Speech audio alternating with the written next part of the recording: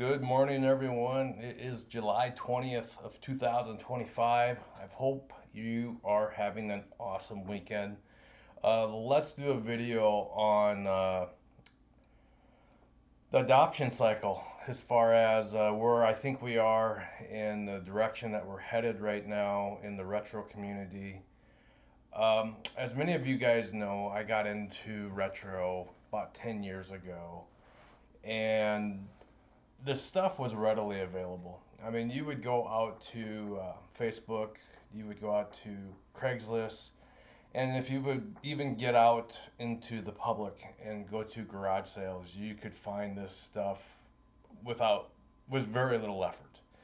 And right now, if you're just getting into this game, uh, let me tell you, it is not an easy business to get into unless you have established some really good relationships, and this basically is a bell curve as far as the adoption cycle in any business. And when you look at this, I'm not trying to scare anyone, but basically you have those who have the vision, right? And then you have others that adopt it very, very late. And these are the people here where this green arrow is. Those are the people who are kind of chasing this market. And it doesn't matter if it's retro video games or if it's the actual stock market itself, because you'll see this pattern repeat over and over and over again. And sooner or later, what happens is you have the late majority of the people here who've adopted this just pay way too much and have a lousy business plan, and then therefore they fail, and then they end up selling all this stuff for pennies on the dollars, and then rinse and repeat. The cycle begins all over again. Now, what does that look like as far as the number of years we have left? Uh, I don't know. It depends on who you talk to. There are some people who still believe we are right here on the bell curve and we're still going up. There are others like myself who believe we are on our way down. Now, what am I basing that upon? Well, number one, I'm basing it upon experience, and number two, the amount of stuff that is out there. And for those of you who know me, I'm a pretty transparent guy as far as when it comes to business because I love to talk about business. And this was actually posted earlier in the Fix It Phil Discord server. And when I went back through eBay, because I always go through eBay, and we'll go through that again, and we'll take a look at what's hot and kind of what's not. You can see right here the one item that seems to be moving really well, DS handheld. And the majority of these have a broken hinge. And if you can grab these and they work and replace that broken hinge and become very proficient at repairing those, there's a lot of opportunity out there because I know that this is in demand right now. A lot of the stores that I work with, they either email me, call me, or text me and say, "Hey, what do you have for handhelds? We can't keep a handheld in the store." And by far, the hottest thing right now are handhelds. But let's look at that, because when you look at what's happening again, and you can't dispute the facts here, right? You can't dispute the truth as far as what's happening in the market. And that's what I love about being able to go back and do an advanced search here on eBay for broken items that have sold. Now, I'm not talking about items that have completed. I'm talking about stuff that has actually sold. And when you get to this point, you can see that, we've got some retro consoles here. But if you really, really want to just drill down into it, you have the ability over here to the left to filter even more. And I'll let you play with those filters, but let's just look at the DS since I brought that up. And this is how I perform these searches as well. So let's just look at all the DS, DSi, XL, and Lite. And let's just apply these 7 filters. There you go. Look at this. If you're sitting on broken DS consoles and you think you're going to get to them, but you're not going to get to them, and you know what I mean, let them go. Throw them on eBay, just get rid of them. Now just keep in mind though, like I said in the previous video, when you sell on eBay, you always run the risk of the buyer being unhappy and putting a claim in you. But sometimes you've got to look at the risk reward in this and say, you know, if I've got 10 of these and I'm never going to get to them, maybe I try to cut a deal with the local guy, or maybe I list them on eBay because right now they're just collecting dust and I could use that capital in order to reinvest in other great items. And trust me, I don't know what it is about the world, but it's almost like once you let it go, it's like something immediately comes back in to replace it. And for those of you who have been in the hobby long enough or the business, you know what I mean. It's almost like it's like, okay, now that you let that go, we'll let this come back into your life. This was a really good bundle with Super Mario 3 and all these games. Look at this. Look at all this great stuff right here. DS is still kind of affordable. You just got to be willing to do the work. A lot of great videos out there on how to repair the DS. Uh, that's what I see right there for DS. Let's go back to the broken video games overall and just kind of take a look at what's crazy. I remember when the Sega Genesis, you couldn't get $3 for this thing broken, and now you're getting 20 plus 1066 to deliver it. Uh, Two crappy NES consoles that are yellow and ugly that will require you to not only refurbish them but to retrobrite them. 60 bucks, 60 bucks. Um, the saying, better, it's worth more dead than alive. A lot of these components are getting to the point now where a lot of people are starting to piece these out rather than sell them as a bundle. I just did a search the other day for a Wii lot just to see what's out there, and this is the only crap coming up now. And this is stuff coming from Japan.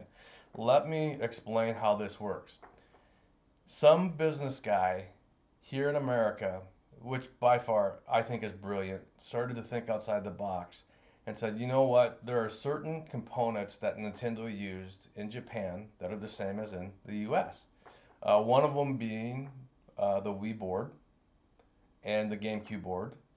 And all you need to do on the Gamecube board is jumper a specific area and it'll convert it from Japanese to English. And you can repurpose that board and do repairs for pennies on a dollar. And then the same thing with the Wii. There are ways that you can overwrite the OS on it and flip it from Japanese to English.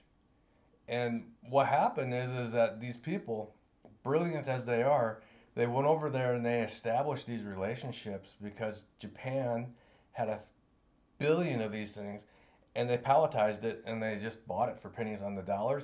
And so now they are just doing that. Now the difference is that of course the screws are going to be different on the Wii, but also, you know, when you look at the sticker, very important that you look at this. The sticker on the Wii will say JPN versus USA. Now, does that affect the Wii? Absolutely not. Absolutely not. It's no different than me buying a laptop and putting Windows on it versus Linux. All it is just it's just an OS, right? But there are people, creative people, who really have thought outside the box, and they are just increasing their margins immensely by doing that. And they have established relationships with these stores where they're like, you know what? We don't care if it has a USA sticker, Barbie sticker, or Japanese sticker. All we care about is it a working product? And as a store owner, you have to get to that point where you look at it and say, okay, yes, um, we care more or less or not if it's a working product right, versus a sticker. Because I mean, a sticker can be replaced. Um, let's keep going here. PS2. PS2 continues to be smoking hot. Look at all these PS2 selling for $30 to $40. The reason why the PS2 is so hot. Have you priced out a laser for a PS2 lately? Oh God, PS2 lasers they're getting gobbled up and they're getting harder and harder to find. So unless you are a really good repair person who knows how to use PMAP to recalibrate the lasers, ooh, the whole pluck and chuck method is getting pretty expensive. So just be aware of that. I am starting to see more and more these PlayStation 5 and 4 controllers coming in where the sticks are broken. So that might be a good opportunity for you as well. But when we keep scrolling down here, Sega CD, lasers again, Game Boy Advance, this was a steal for $38.99, even though it's probably a 001. Yeah, it is a 001. Low sound could be something as simple as back capacitors or a trace.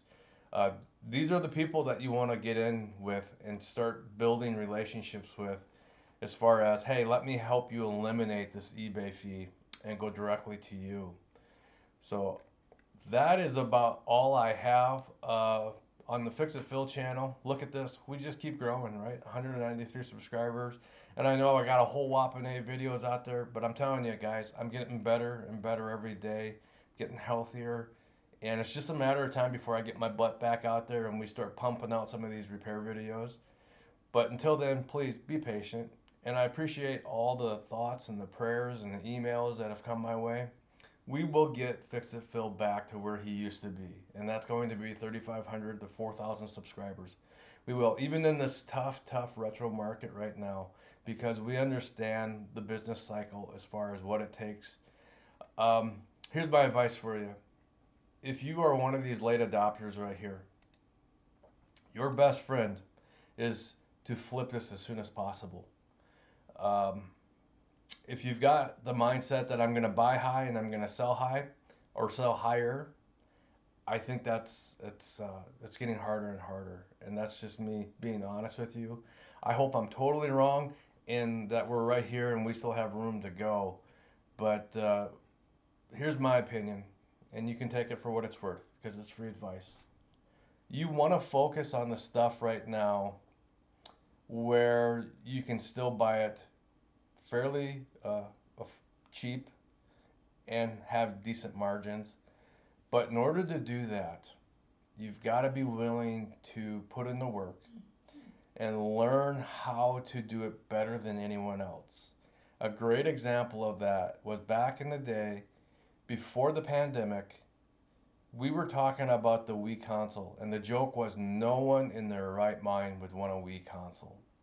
And so we were grabbing these things for $3 to $10 a piece, just buying them up. And back then you could source the drives for $10. And these were again coming out of Japan, probably as poles, who knows, but they worked. They worked.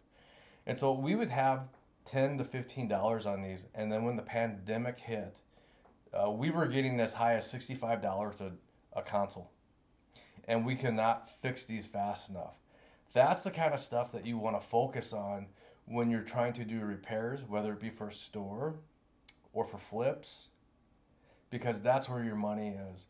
I think Warren Buffett always said, you know, when people are fearful, be greedy, and when people are greedy, be fearful. And that's true to this too. If you see people trying to do the same thing, be really fearful of that. Another area right now that's really exploding, sports cards. Sports cards memorabilia, and I remember participating that back in the junk wax era back in the 90s, where everyone would just buy it and put it on their shelf because they thought this would be better than a retirement account. And look at where that is right now. You can't even get rid of that junk wax stuff. Some people call it hard toilet paper. And I'm not saying that this stuff is going to be hard toilet paper. Don't hear that. I'm simply saying you cannot buy at these prices right here and expect to be profitable, because I have dealt with more people who chase this right here, and whether it be to health reasons or financial reasons or whatever reasons, they get bored with it or burned out, they literally let it go for pennies on the dollar. And I'm just being real with you. I still get that phone call. Hey, I know you buy this stuff, and we got a boatload of it, or I've lost all desire to do repairs. So what would it take for you to buy me out? It happens, and I live in Omaha, Nebraska, and it happens a lot. So just be aware of that. I know working a 9 to 5 can be really tough, but look at it more or less this way. This side hustle at the moment is helping you build the foundation for what you want to do later in life. I'm not saying don't work hard at your job. Please don't hear that. If you're getting paid by a company, do your very best to do your job to the best of your ability.